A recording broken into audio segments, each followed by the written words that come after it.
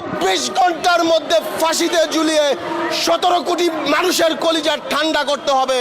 1,47,570 বর্গ কিলোমিটারের এই দেশে একটি চেয়ারে বসে আপনি সেই দর্শনকারীদের মৃত্যুদণ্ড কার্যকর করুন।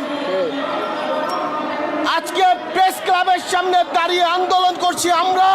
জজ সাহেব মৃত্যুদণ্ডের রায় দিবেন আপনি।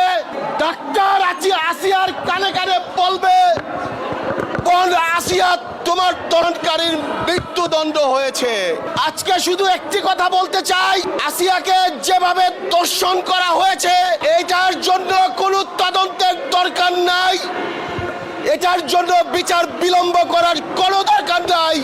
দর্শনকারীকে 24 ঘন্টার মধ্যে ফাঁসিতে ঝুলিয়ে 17 কোটি মানুষের কলিজা ঠান্ডা করতে হবে।